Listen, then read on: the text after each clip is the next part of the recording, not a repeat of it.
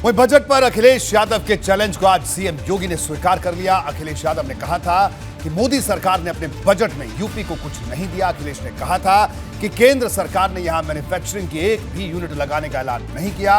इसके जवाब में आज सीएम योगी ने बजट को पूरी पोथी पलट दी। उन्होंने एक एक उदाहरण लेकर बताया कि यूपी को इस बजट से कितने फायदे मिलने वाले हैं। मुख्यमंत्री ने गिनाया कि इस बजट से सबसे ज्यादा फायदा यूपी को ही मिलने वाला है।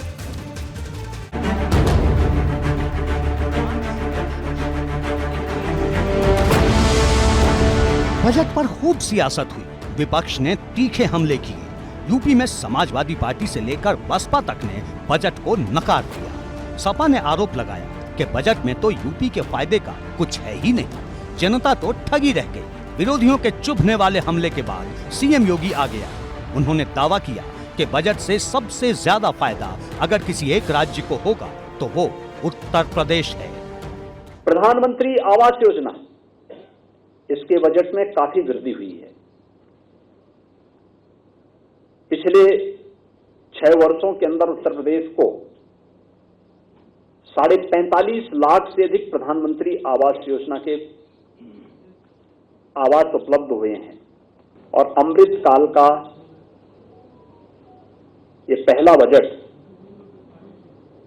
उस विकसित भारत की परिकल्पना को साकार करने वाला एक सर्वस्पर्शी समावेशी बजट है। मुख्यमंत्री योगी आदित्यनाथ ने 2023-2024 के बजट को देश के अमृत काल का बजट बताया। उन्होंने कहा कि ये बजट अंतिम नागरिक तक के कल्याण के लिए है। उन्होंने दावा किया कि बजट में बुनियादी संरचना पर विकास के बड़े खर्च के इंतजाम से यूपी में हाईवे का और जाल बिछेगा। हाईवेज के बारे में देखेंगे तो एक बड़ा इंफ्रास्ट्रक्चर डेवलपमेंट के लिए 50 नए एयरपोर्ट, हेलीपोर्ट, वाटरवेज आदि के लिए भी प्रावधान किया गया है और इसका सर्वाधिक लाभ उत्तर प्रदेश लेने जा रहा है, क्योंकि उत्तर प्रदेश के पास सबसे बड़ा रेल नेटवर्क, देश का सबसे बड़ा रेल नेटवर्क हमारे पास है। उत्तर प्रदेश के पास सबसे बड़े पैमाने पे नए हाईवेज के प्रस्ताव उत्तर प्रदेश ने भेजे हैं और उत्तर प्रदेश इस दिशा में कार्य कर रहा है। और सीएम योगी ने बजट के हर पहलू पर बात की, देश के पंच प्रण की चर्चा की और दावा किया कि इसमें लिए गए ग्रीन ग्रोथ के संकल्प से यूपी को सबसे ज्यादा फायदा होने वाला है।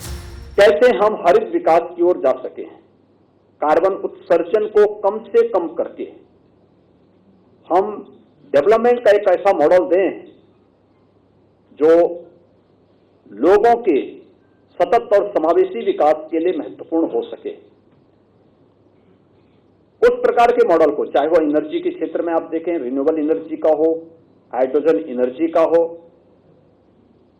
या फिर खेती किसानी के क्षेत्र में आप देखेंगे तो विषमुक्त खेती के लिए प्राकृतिक खेती को बढ़ावा देने का कार्यक्रम, या भारत की प्राचीन उस पद्धति को जो आज 2023 का वर्ष मिलेट ईयर के रूप में भी घोषित हुआ है।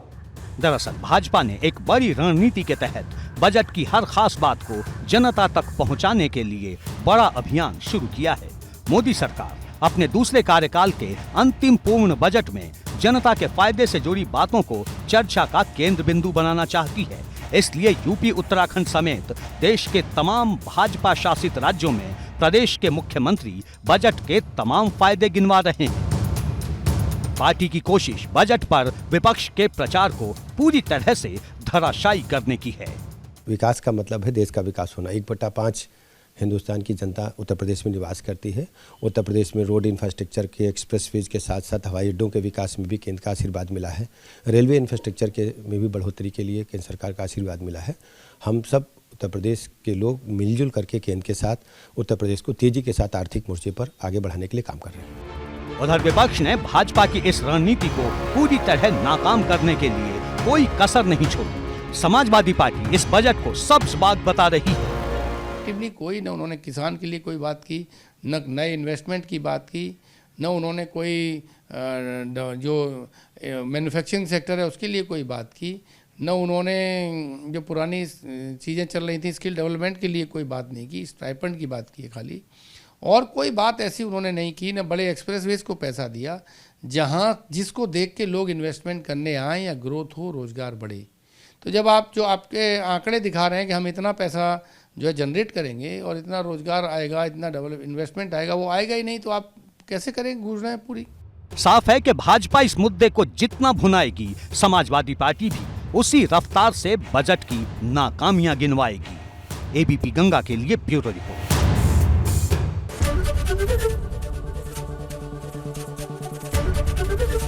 एबीपी गंगा, खबर आपकी, जुबान आपकी।